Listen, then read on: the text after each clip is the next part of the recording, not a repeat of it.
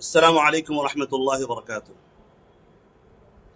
نگاہ عشق و مستی میں وہی اول وہی آخر، نگاہ عشق و مستی میں وہی اول وہی آخر، وہی قرآن وہی فرقان وہی یاسین وہی طٰہٰ۔ میرے واجب الاحترام ناظرین کرام، آج کل سوشل میڈیا پر ایک بحث چھڑی ہوئی ہے اور وہ حضرت مولانا محمود مدنی دامت برکاتہم کے بیان کی وجہ سے ایک ہنگامہ برپا ہو گیا سوشل میڈیا پر، اور ہونا بھی چاہیے کیونکہ ایمان کا تقاضا ہے۔ جس طرح کا انہوں نے بیان دیا ہے، میں ان کے بیان کے اور گوشے پر نہیں، صرف ایک گوشے پر چاہتا ہوں کہ کچھ بات کروں۔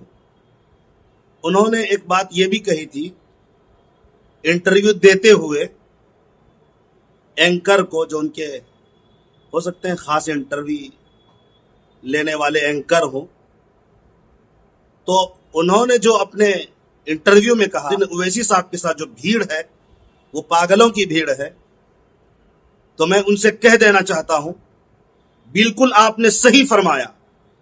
اسد الدین اویسی صاحب کے ساتھ اس وقت جو بھیڑ ہے وہ پاگلوں کی بھیڑ ہے، وہ دیوانوں کی بھیڑ ہے۔ مگر رک جائیے، کیوں اور کس کے لیے؟ ہاں، دیوانوں کی بھیڑ ہے، نبی پاک علیہ الصلوۃ والسلام کے عاشقوں کی، نبی کے دیوانوں کی بھیڑ ہے، جو نبی کے عشق میں پاگل ہیں، جو نبی کے عشق میں دیوانے ہیں۔ اور ہمارا عقیدہ یہ ہے نبی پاک علیہ الصلوۃ والسلام سے عشق و محبت کے اندر دیوانہ بننا، دیوانگی کی حد تک محبت کرنا، یہ کامل ایمان والے کی علامت ہے۔ نبی پاک علیہ الصلوۃ والسلام نے فرمایا لا يؤمن احدكم حتى اكون احب اليه من والده وولده والناس اجمعين، کہ تم میں سے کوئی شخص پکا مسلمان اس وقت تک نہیں ہو سکتا جب تک کہ اس کے نزدیک میں اس کے والد، والدین، ماں باپ، اس کے بچوں اور تمام لوگوں سے زیادہ محبوب نہ ہو جاؤں۔ وہ عاشقوں کی بھیڑ ہے۔ اسد الدین اویسی صاحب بھی عاشق رسول ہیں، اور اسی طرح امتیاز جلیل صاحب بھی، ان کے ساتھ جو بھی آج ان کے ساتھ بھیڑ دکھائی دے رہے ہیں۔ نبی پاک علیہ الصلوۃ والسلام کی شان میں رام گیری جیسے بدبخت نالائق نے گستاخی کی، اس کو سزا دلوانے کے لیے یہ بھیڑ امنڈ پڑی ہے۔